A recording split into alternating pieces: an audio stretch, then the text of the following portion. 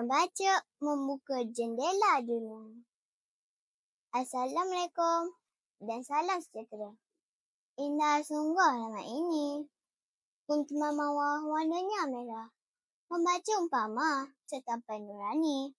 Menjadi lentera jiwa yang cerah. Nama diberi Afwaki Safia binti Nur Azizi Rahim dan berumur 10 tahun. Bersekolah di SK Kedah yang terletak di Temerloh Pahang. Kod sekolah saya adalah CPA 7020.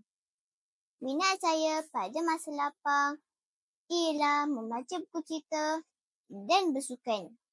Doakan cita-cita saya untuk menjadi seorang guru sukan tercapai.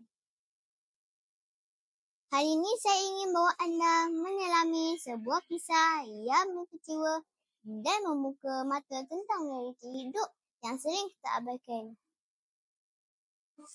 Buku pilihan saya ialah Si Budak Sampah, hasil karya Amir Hamzah Aziz, terbitan Ana Muslim, Sdn Bhd.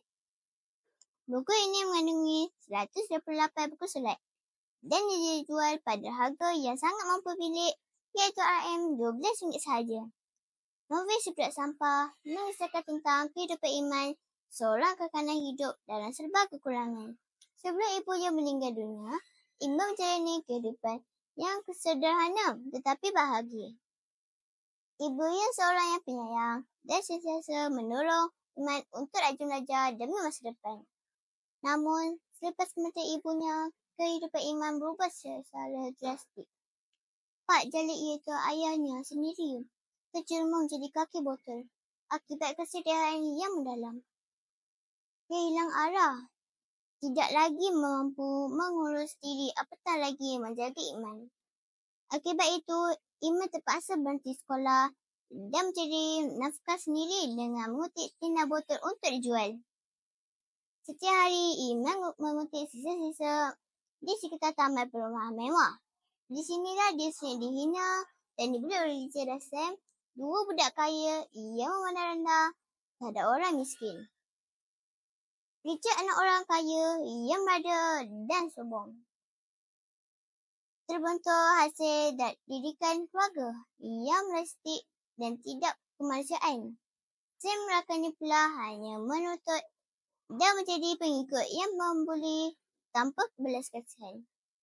Namun begitu, tidak semua rendah kepada Iman. Haji Daud, seorang lelaki tua yang berhati mulia, membeli hasil kutipan Iman dengan harga adil dan memberi kata-kata semangat untuk agar Iman tidak berputus asa. Sokongan moral ini memberi Iman sedikit kekuatan untuk menerus hidup. Iman tidak pernah menyerah kalah. Dalam kepayahan dan kesakitan, dia tetap menyimpan cita-cita untuk kembali ke sekolah dan mengubah nasibnya. Novel ini memberi pengajaran kepada saya mengenai usaha demi kelangsungan hidup. Watak Iman mengajarkan tentang keazaman dan ketabahan hidup seorang kanak-kanak miskin yang tidak pernah menyerah kalah. Walaupun dia dibeli Richard dan Sam, serta duitnya sering kali diambil oleh Pak Jalil ayahnya. Dia tetap rajin berusaha untuk mengumpul botol datin demi kelangsungan hidup.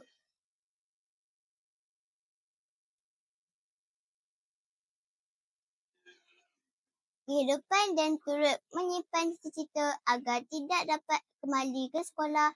Dia tidak ingin selamanya untuk menjadi sampah masyarakat. Iman mahu membuktikan bahawa kemiskinan bukan penghalang untuk berjaya. Selain itu, masyarakat perlu merepati dan tidak merendah kepada golongan miskin. Kisah ini turut menyadarkan kita betapa pentingnya empati dan masyarakat. Haji Daud menjadi contoh teladan yang betul tanpa menghakimi. Haji Daud risau apabila Iman tidak datang menjual tina botol seperti biasa. Haji Daud jugalah yang membantu Pak Jalil bahawa Iman berada di hospital dalam keadaan kritikal setelah menerima darah pada Richard. Cuma pada pendapat saya terdapat sedikit kekurangan dalam novel ini. Watak sampingan kurang dikembangkan. Watak Haji Daud, Sam dan Pak Jalil tidak diberikan latar belakang yang mencukupi. Sekiranya aspek ini diperluaskan mesej, kemaksudaan akan lebih berkesan dan memberi keazaman mendalam kepada pembaca. Namun begitu, penggunaan bahasa yang mudah difahami serta jalan cerita yang mengikut emosi dan syarat dengan pengajaran, serta watak iman yang kuat, tabah dan menginspirasi menjadi cerita ini seronok untuk dibaca oleh murid sekolah. Sekian, terima kasih.